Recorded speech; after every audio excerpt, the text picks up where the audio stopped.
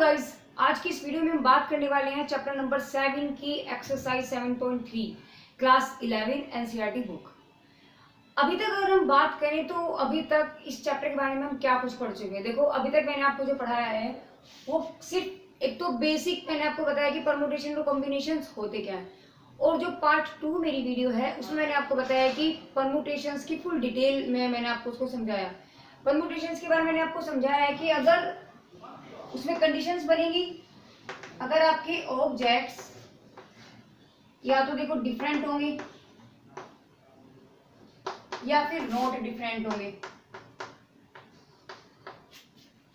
अगर आपके कंडीशंस जो है, कंडीशन में ऑब्जेक्ट अगर आपके डिफरेंट हैं, अलग अलग हैं, याद करो कि जैसे मैंने लिखा था इक्वेशन,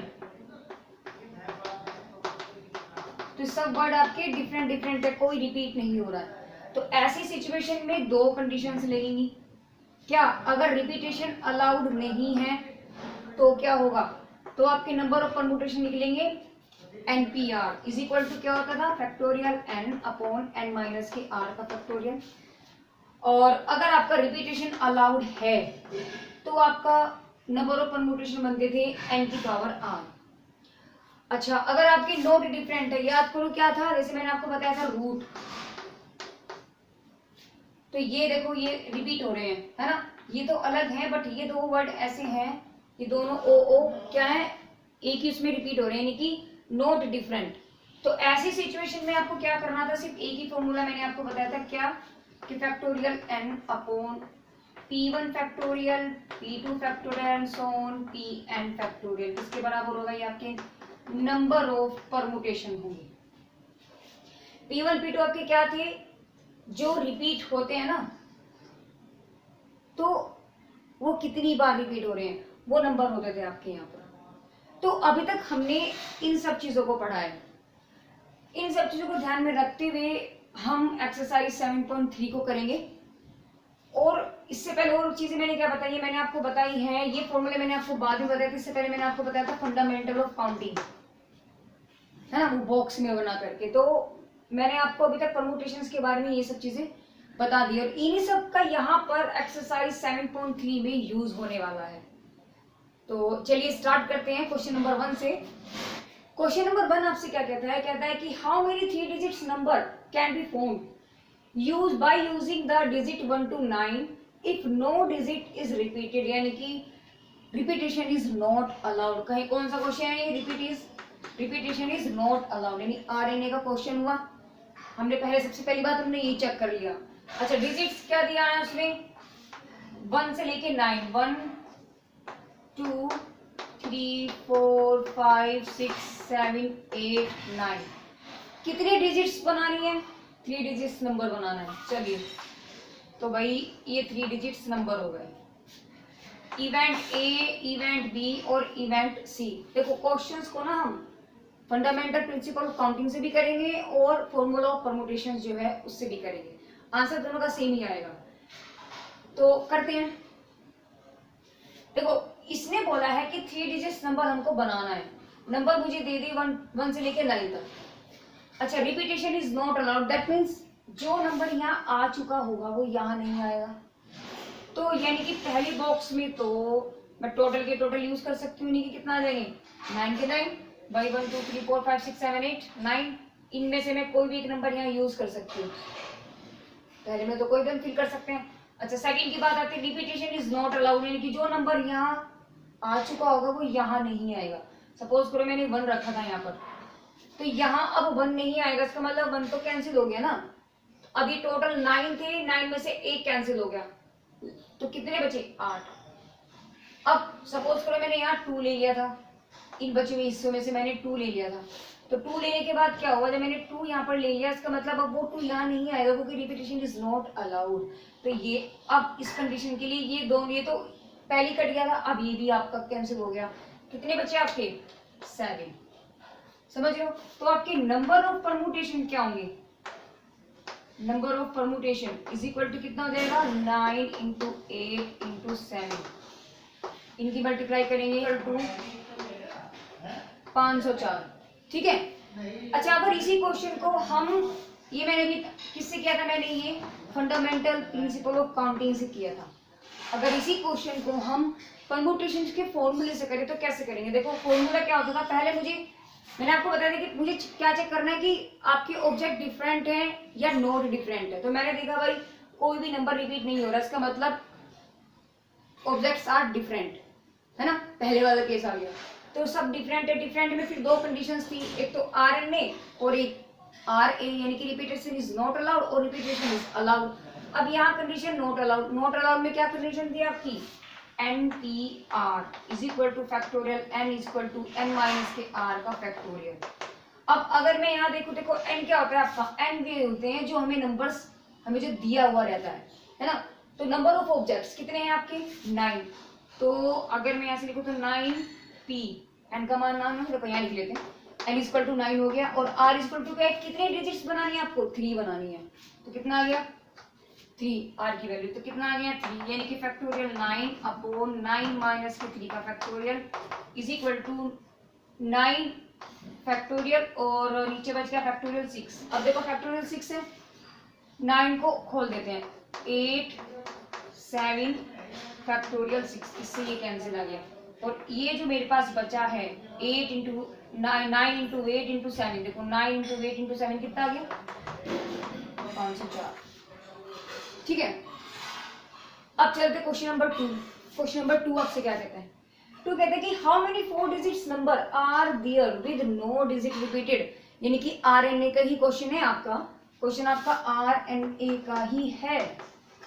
कितने डिजिट्स बनानी है आपको, 4 डिजिट्स बनानी है। तो बना लेते चलो एक बार 4 digits, 1 2 3, event A, event B, event C और इवेंट D। नंबर क्या दिए हुए हैं, आप सोचेंगे नंबर क्या दिए हुए हैं, तो सीधी सी बात है भाई 4 डिजिट्स नंबर हैं। अब कोई 11 12 13 तो हो नहीं सकता ना, आपके नंबर क्या होंगे, सीधी सी बात है भाई, उसने बोला है 4 डिजिट। अब डिजिट को कंप्लीट करने के लिए एक सिंगल नंबर ही तो होगा ना कोई, तो सिंगल नंबर क्या होते हैं, 0 से 9 होते हैं। तो यहाँ हमें डिजिट नहीं दी हुई है, मतलब डिजिट हमें निकालनी, नंबर हमें दिए हुए नहीं है कि क्या नंबर्स होंगे। तो कैसे हमने पता किया, जो सिंगल नंबर होंगे, सिंपल सी बात है 0 से लेके 9 तक हमारे सिंगल नंबर होते हैं, 10 आपके डिजिट में आ जाता है ना। तो क्या होगा, यानी कि हमारे पास नंबर क्या है, 0 1 2 3 4 5 6 7 8 9। ठीक है, अच्छा कितनी डिजिट बनानी है हमें बनानी है 4 डिजिट्स का बनाना है। तो क्या करेंगे, देखो पहला, अच्छा और कोई कंडीशन नहीं है, सिर्फ RNA repetition is not allowed, यानी कि क्या बन रहा है आपका भाई, जो पहला प्लेस होगा इवेंट A की अगर हम बात करें, यहाँ पर हम रिपीटेशन है ही नहीं, इसका मतलब पहले में तो आपके सारे आ जाएंगे। अब यहाँ बच्चे गलती करते हैं, क्या करेंगे, देखो उसमें 0 ऐड हो गया, यहाँ हमारा 0 नहीं था, यहाँ हमारा 0 आ गया। जरा सोचना है, अगर मैं पहले प्लेस पर मैं कोई नंबर बना दूं, 4 डिजिट लिए, मैंने कोई भी 4 डिजिट ले ली, देखो 0 मैंने बना ली डिजिट, 0 1 2 3, 4 डिजिट होगी ना। लेकिन अगर मैं देखूं क्या ये 4 डिजिट्स का एक नंबर होगा, नहीं, क्योंकि 0 लग गया, 0 ने इस 4 की बजाय इसको 3 का बना दिया। अगर मैं इसको ऐसे लिखूं, अब ये 4 डिजिट्स नंबर होगा, है ना। तो मतलब ये तो 4 डिजिट नहीं हुआ, कब नहीं हुआ, जब 0 मेरा 1 प्लेस पे आया। तो मतलब क्या हुआ, हम 1 प्लेस में 0 को तो काउंट कर ही नहीं सकते ना, 0 को तो हम काउंट कर ही नहीं सकते। तो इसका मतलब 1 प्लेस के लिए मेरे पास कितने नंबर्स बचे, यहां से लेके यहां तक कितने बचे, 1 2 3 4 5 6 7 8 9, कितने बचे 9। तो यहाँ आपका 9 फिल होगा। जो बॉक्स हमें दिक्कत करता है ना, देखो उसको अलग कर लो, और जो बाकी के बॉक्स हैं वो अलग कर लो, जिससे हमें प्रॉब्लम होती है, जिसमें प्रॉब्लम कहो या फिर एक आप कह सकते हो कि कंडीशन जिसमें लगी हुई होती है। देखो इसमें कोई कंडीशन नहीं बनी, कंडीशन सिर्फ एक फर्स्ट बॉक्स में बनी है, तो उसको तो अलग ले लो, उसको अलग मान के चलो कि इसका इससे कोई कनेक्शन नहीं है, सब ऐसा कुछ मान के चलते हैं, और ये सब एक हो जाएंगे, इसमें तो कोई कंडीशन लगी नहीं रही है ना। तो यहाँ के लिए हम कैसे फिल करेंगे, देखो 0 तो इसमें आएगा नहीं, लेकिन यहाँ 0 आ सकता है, इन तीनों में 0 आ सकता है, कोई प्रॉब्लम ही नहीं है। देखो मैंने यूज भी किया है ना। तो मतलब क्या हुआ, अगर मैं इस बॉक्स की बात करूं तो यानी कि कितने नंबर आपके यहाँ फिल हो सकते हैं, यानी कि अब तक 9 तो थे ही, और भाई पहले में तो 0 आएगा ही नहीं, तो यानी कि आपके कोई भी एक नंबर, ये इनमें से कोई भी यूज होगा। अब सपोज करो मैंने इसमें से 1 यूज कर लिया, देखो मैंने 1 यूज कर लिया, तो एक तो सेकंड के लिए मैंने यहाँ पे 1 यूज कर लिया, तो अगर मैं स्पेस की बात करूँ तो 1 तो मेरा कैंसिल हो गया ना, 0 भी आ सकता है, बाकी के अब 1 नहीं आएगा यहाँ। तो 2 से लेके 9 तक के सारे नंबर आपके आ सकते हैं। इसका मतलब कितने बचे भाई, 1 2 3 4 5 6 7 8 और 1 9, समझ लो। अब second, repetition is not allowed. क्या अगर मैंने यहाँ पर 2 लिया है, अगर मैंने यहाँ 2 लिया है तो 2 भी कैंसिल हो गया। हम 0 तो फिल कर सकते हैं, यहाँ पर 0 तो हम फिल कर सकते हैं, बट जो हम नंबर यहाँ ले चुके हैं उनको नहीं रख सकते। तो मतलब कितने बचे आपके, घट गया एक और, यानी कि 8। आगे और जब हम जाएंगे कितना बच जाएगा, 7। तो नंबर ऑफ परम्यूटेशंस कितने हो गए आपके, number of permutation, number of permutations कितने हो जाएंगे भाई, 9 इंटू 9 इंटू 8 इंटू 7।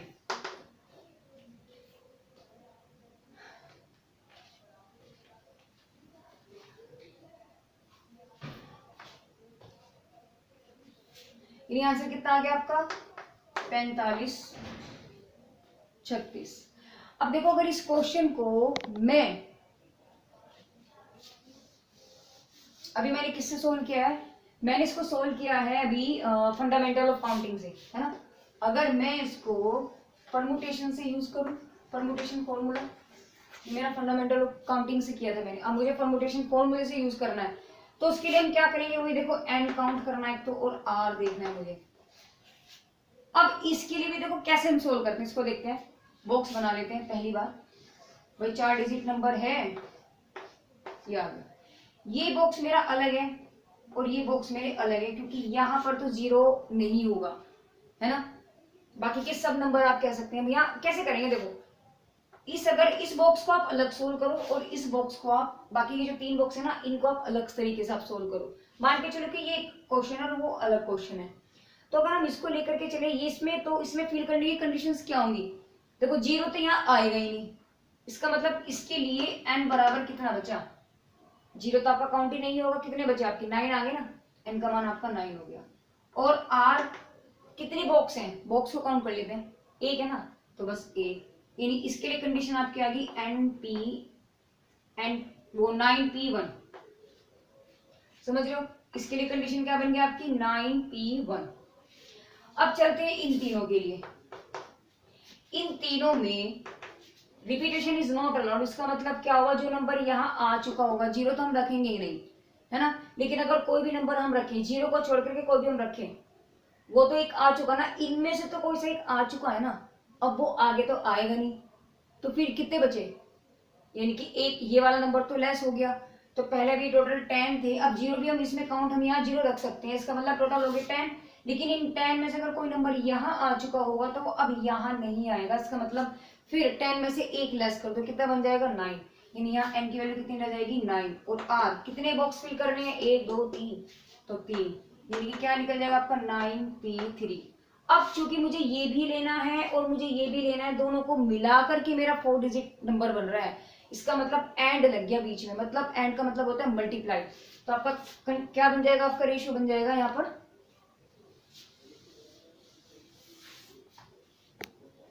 यानी आपका क्वेश्चन क्या हो गया, 9p1 मल्टीप्लाई 9p3। अब इसको अगर हम सोल्व करते हैं, फैक्टोरियल 9 अपॉन 9 में से 1 गया, फैक्टोरियल 8 मल्टीप्लाई 9 फैक्टोरियल अपॉन 9 में से 6 3 गए, फैक्टोरियल 6, यानी कि क्या बन गया आपका, ये हो गया फैक्टोरियल 9 है, 9 को 8 तक खोल लेते, देखो फैक्टोरियल 8 अपॉन फैक्टोरियल 8 मल्टीप्लाई 9 को 6 तक खोल लेते हैं, तो 9 8 7 फैक्टोरियल 6 अपॉन फैक्टोरियल 6, यहाँ 8 से 8 कैंसिल हो गया, तो देखो क्या बचा, 9 इंटू 9 इंटू 8 इंटू 7, देखो चेक करो ये क्या, 9 9 8 9 9 9 8 7, है ना, तो आंसर कितना आ गया इसका 45 36, और ये आपका आंसर होगा। देखो क्वेश्चंस को ना दोनों तरीके से करो,